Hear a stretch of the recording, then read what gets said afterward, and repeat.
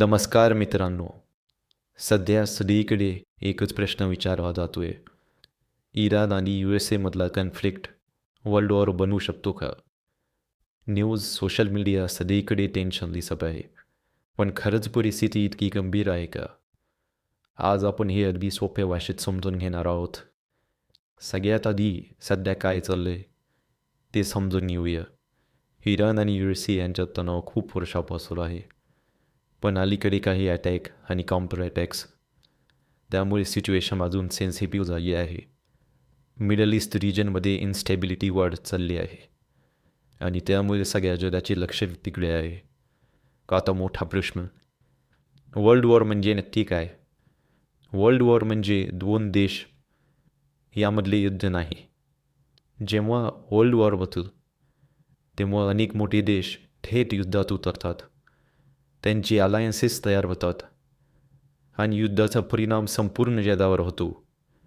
ते इकॉनॉमीपासून ते सिक्युरिटीपर्यंत. म्हणजेच एक रिजनल कन्फ्लिक्ट ग्लोबल बनला तर त्याला वर्ल्ड वॉर म्हणता येईल. आता पाहूया सध्याची सिच्युएशन त्या दिशेने जात आहे. त्या सध्या जी चाललं आहे ती पूर्ण मोठ्या स्केलवरील वॉर नाही. USA आणि इराणमध्ये डायरेक्ट लार्ज स्केल युद्ध सुरू नाही.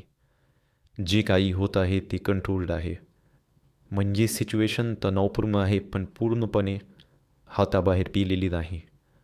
म्हणजेच सध्या तरी वर्ल्ड वॉर सुरू झालेला नाही. पण तरीही काही रिस्क फॅक्टर्स आहेत.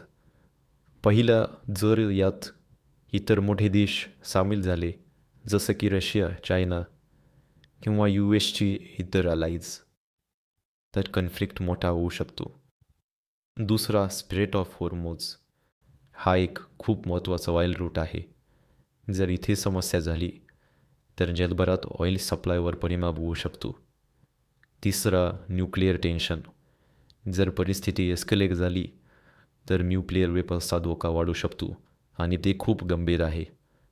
पण आता काही महत्त्वाचा भाग, वर्ल्ड वॉर टाळण्याची भरपूर कारणे आहेत. त्यात पहिलं म्हणजे इकॉनॉमी. आजच्या जगात सगळे देश एकमेकांवर डिपेंड आहेत. मोठं युद्ध झालं तर सगळ्यांचं नुकसान होणार, त्यामुळे कोणीही सहज रिस्क घेत नाही. दुसरं, न्यूक्लिअर डिटरन्स. सगळ्यांना माहीत आहे की न्यूक्लिअर वॉर म्हणजे विनाश, म्हणूनच देश शेवटपर्यंत डिप्लोमॅसी वापरतात. तिसरं म्हणजे टॉक्स आणि निगोशिएशन्स. म्हणजे सिच्युएशन कंट्रोल करण्याचं, ती तशीच ठेवण्याचं जेणेकरून युद्ध होणार नाही. हा प्रयत्न चालू आहे. आता भारतावर याचा काय परिणाम होऊ शकतो? जर कन्फ्लिक्ट वाढला तर ऑइल प्राइसेस वाढू शकतात, ज्याचा थेट परिणाम आपल्या इकॉनॉमीवर होतो. पेट्रोल डिझेल महाग होऊ शकतं, इन्फ्लेशन वाढू शकते, ट्रेड रूट्सवरही परिणाम होऊ शकतो. तर शेवटी निष्कर्ष असा की सध्या हा कन्फ्लिक्ट वर्ल्ड वॉर बनलेला नाही आणि लगेच तसं होण्याची शक्यता कमी आहे. रिस्क जरी पूर्णपणे झिरो नसली तरी सद्य परिस्थिती तरी नियंत्रणाबाहेर गेलेली नाही. म्हणून पॅनिक होण्याची गरज नाही, पण अवेअर राहणं हे जगासाठी महत्त्वाचं आहे.